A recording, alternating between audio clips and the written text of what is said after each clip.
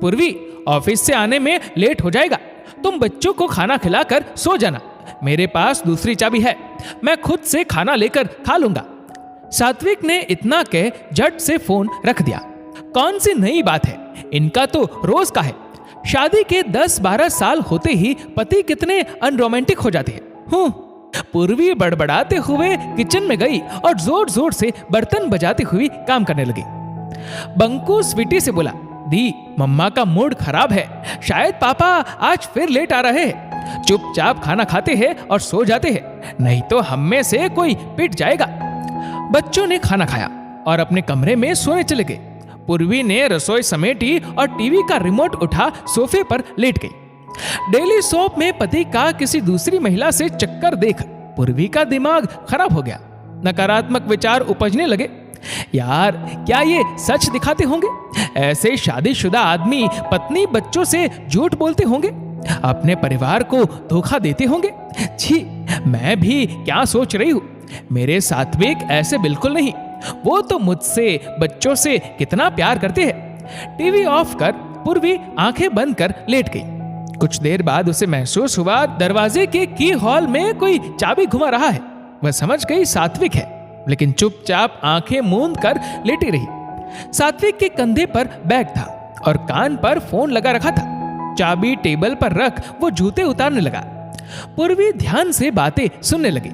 आखिर दिमाग में सीरियल से शक का कीड़ा जो घुस चुका था। पूर्वी को बातों से इतना समझ आ रहा था कि फोन के दूसरी तरफ से कोई सात्विक को बुला रहा, लेकिन सात्विक मना कर रहा था। सात्विक ने हाथ मुंह धोकर खाना गर्म किया।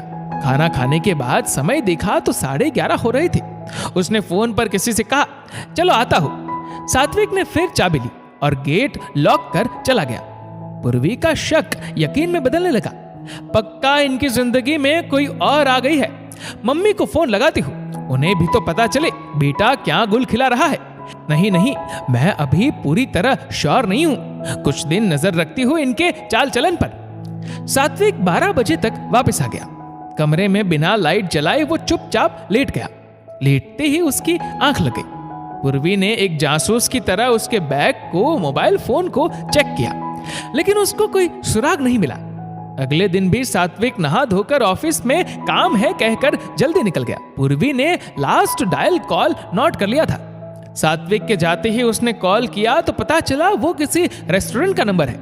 हमारी एनिवर्सरी या बच्चों का बर्थडे कुछ भी तो नहीं है, फिर सात्विक किसके लिए पार्टी प्लान कर रहे हैं? मुझे पता तो करना ही पड़ेगा। ऐसे किसी चुड़ैल को मैं अपनी बसी बसाई गृहस्थी बर्बाद करने नहीं दे सकती। पूर्वी ने मन ही मन सोच लिया था कि वो सात्विक का पीछा करेगी। आखिर हमारा फैमिली टाइम सात्विक किसके साथ शेयर कर रहे हैं, पता लगाए बिना मैं चैन से नहीं बैठूंगी।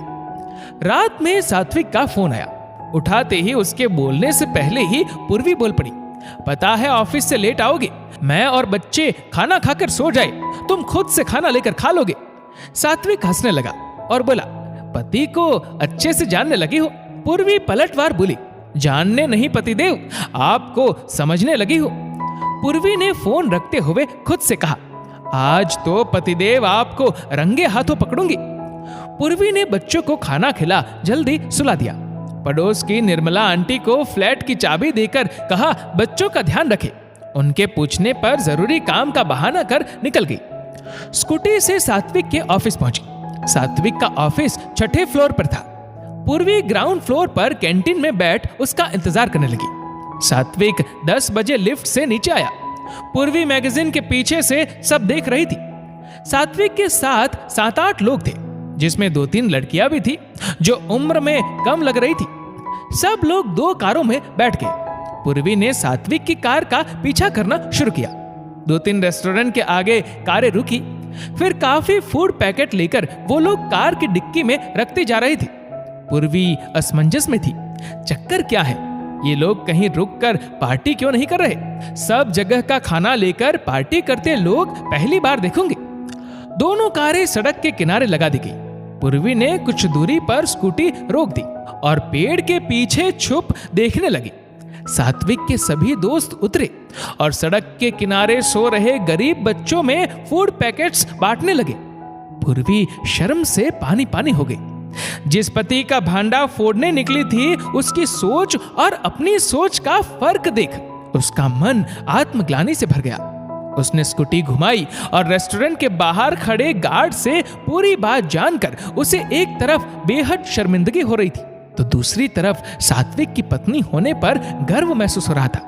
गार्ड ने बताया कि ये ऑफिस के बड़े भले लोग हैं। इन्होंने रेस्टोरेंट वालों से दरखास्त की है कि ये बचा हुआ साफ खाना फेंकने की बजाय इन्हें दे दे ताकि ये लोग जरूरतमंदों में बांट सके।